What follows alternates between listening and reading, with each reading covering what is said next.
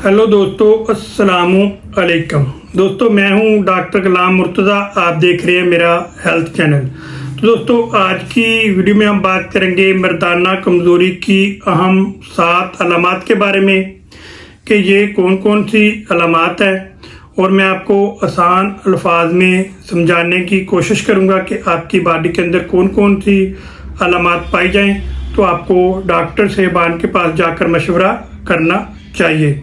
तो दोस्तों चलिए चलते हैं उन 7 अलामात की तरफ। पहले जानते हैं कि वो 7 अलामात कौन कौन सी हैं। तो दोस्तों सबसे पहली जो अलामात है वो है जिनसी ख्वाहिश में कमी। तो दोस्तों नंबर 2 पे जो अलामात है वो है वज़ू में मतलूबा सख्ती हासिल ना हो। नंबर 3 पे है सख्ती को बरकरार ना रख पाना। नंबर 4 पे है बहुत जल्द इंजाल हो जाना। और नंबर 5 पे है जिस्मानी थकन, सुस्ती और कैली का रहना। और नंबर 6 पे है ज़हनी दबाव, टेंशन, डिप्रेशन। और नंबर 7 पे है मुसलसल मसला जो है बरकरार रहना।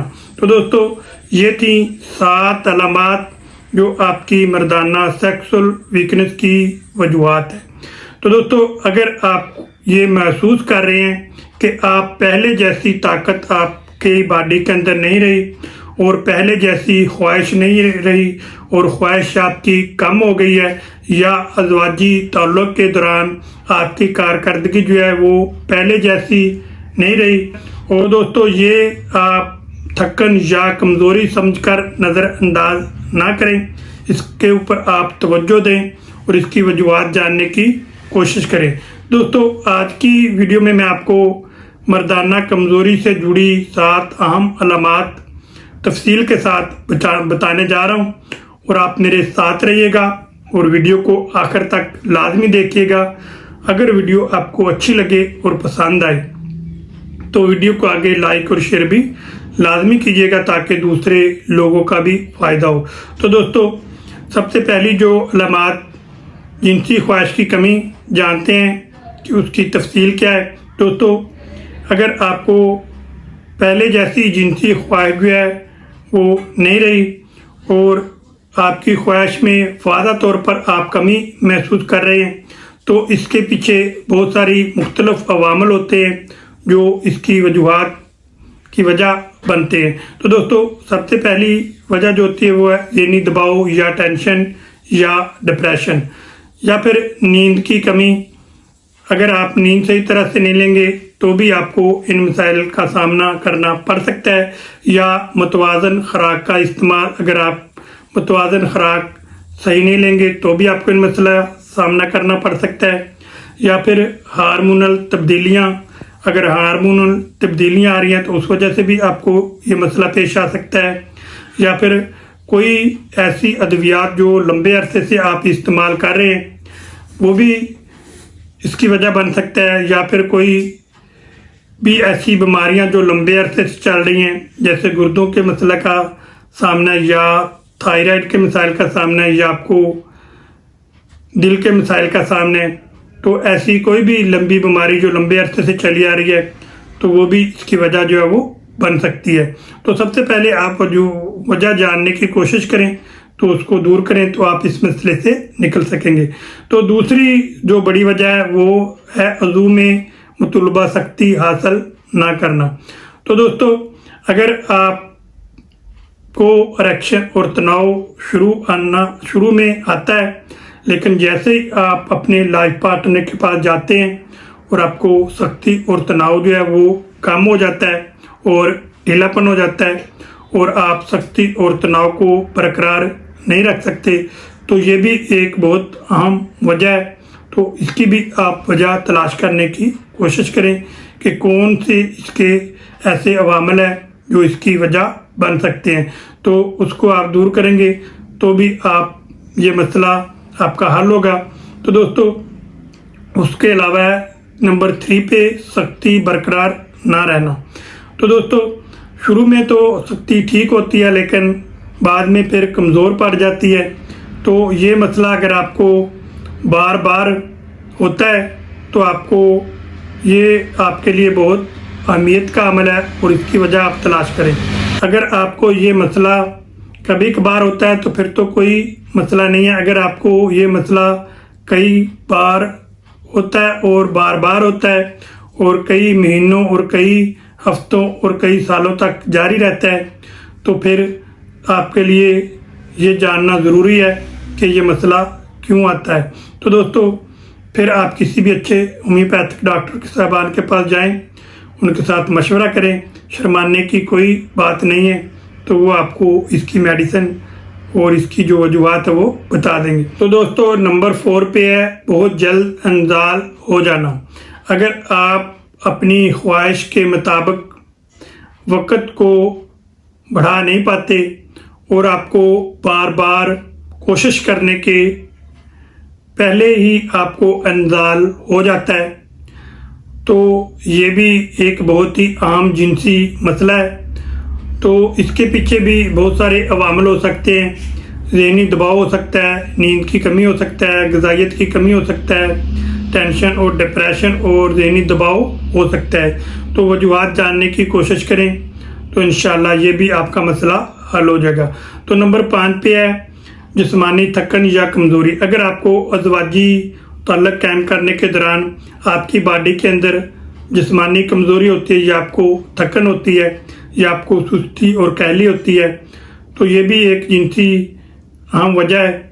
تو اس کو بھی آپ دور کرنے کی کوشش کریں اور اس کی وجوہات جاننے کی کوشش کریں کہ اس کی کون سی وجہ ہے جس کی وجہ سے ہمیں جسمانی کمزوری اور تھکن ہوتی ہے اور توانائی کی کمی ہوتی ہے اور ہم اپنے جنسی تعلق کے دوران توجہ ہم نہیں دے پاتے اور ہمیں بہت جلد انزال ہو جاتا ہے۔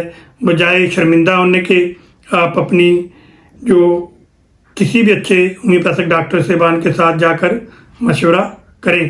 تو دوستو اس کے علاوہ ذہنی دباؤ یا ٹینشن۔ اگر آپ ہر وقت ذہنی دباؤ میں رہتے ہیں اور ٹینشن میں رہتے ہیں اور ذہنی دباؤ والا کام کرتے ہیں تو یہ جو مسئلہ ہے اگر آپ کو کبھی کبھار آتا ہے تو پھر تو کوئی مسئلہ نہیں ہے۔ اگر آپ کو بار بار اس مسئلے کا سامنا کرنا پڑتا ہے اور آپ کو ذہنی دباؤ اور ٹینشن اور انزائٹی رہنے کی وجہ سے آپ کو سیکسول ویکنس ہو جاتی ہے اور آپ کی ازواجی تعلق جو ہیں وہ ان کے اندر خلل پیدا ہوتا ہے اور اپنی ازواجی تعلق قائم کرنے کے دوران آپ کو بہت سارے مسائل کا سامنا کرنا پڑتا ہے اور آپ اپنی جو کارکردگی ہے جنسی اس کو متاثر کن آپ کے لیے ہو جاتی ہے۔ تو یہ بھی ایک بہت ہی عام جنسی مسئلہ ہے، تو اس کے بارے میں بھی آپ ڈاکٹر صاحبان سے جا کر مشورہ کریں۔ تو دوستو اس کے علاوہ نمبر 7 پہ ہے مسئلہ مسلسل برقرار رہنا۔ تو دوستو یہ بہت ہی اہمیت کا حامل ہے۔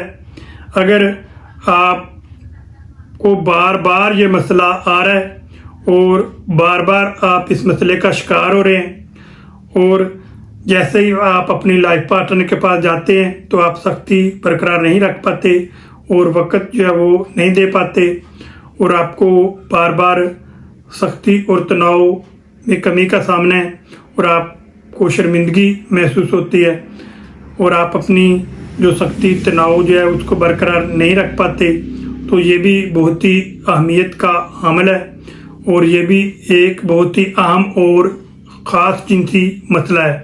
تو دوستو اس سے بھی آپ کو شرمانے کی کوئی ضرورت نہیں ہے اور گھبرانے کی کوئی ضرورت نہیں ہے کیونکہ ہومیوپیتھک میں اس کا بہترین علاج جو ہے وہ موجود ہے۔ تو آپ کسی بھی اچھے ہومیوپیتھک ڈاکٹر صاحبان کے پاس جائیں، ان کے ساتھ مشورہ کریں اور مشورہ کر کے اپنی مکمل علامات ان ڈاکٹر صاحبان کو بتائیں تو وہ آپ کو میڈیسن کی ڈوز اور میڈیسن جو ہے وہ انتخاب کر کے دے دیں گے۔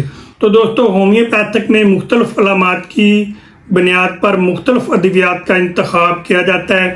مثال کے طور پر کلیڈیم، ایگنسکاس، ڈامیانا، جنسنگ، یومبینیم یا نقص ومیکا یا اسرفاس، جنسنگ، بہت ساری ایسی میڈیسن ہیں جن کے لٹریچر میں مختلف علامات درج ہیں اور مختلف علامات کی بنیاد پر یہ ادویات درج کی گئی ہیں۔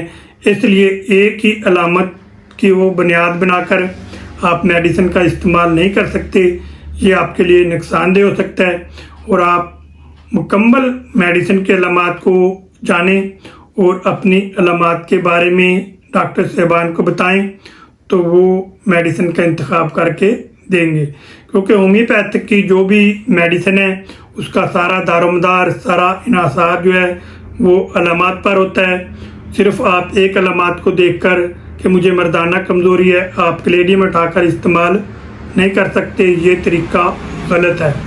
तो आप अपनी अलामात मेडिसिन के अलामात के साथ मिलाएं।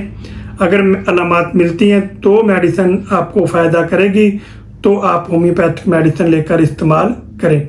तो दोस्तों, अगर आप कोई मशवरा लेना चाहते हैं या कोई मालूमात लेना चाहते हैं तो आप मेरे व्हाट्सअप नंबर पर या कमेंट में जाकर आप मुझसे पूछ सकते हैं, मैं भी आपको मुफीद मशवरा दे दूंगा। अगर आपके आसपास कोई अच्छा होम्योपैथ डॉक्टर साहबान बैठा है तो आप उसके पास जाएं, उसके साथ मुकम्मल मशवरा करें और मशवरा करने के बाद आप मेडिसिन का इस्तेमाल करें तो आपको ज़्यादा फ़ायदा होगा। खुद से आप इन मेडिसिन का इस्तेमाल जो है वो ना करें। तो दोस्तों, मैं उम्मीद करता हूँ कि मेरी दी गई मालूमात आपको अच्छी लगी होंगी और पसंद आई होंगी। अब मिलेंगे अगली वीडियो में नई मालूमात के साथ। अल्लाह हाफिज़।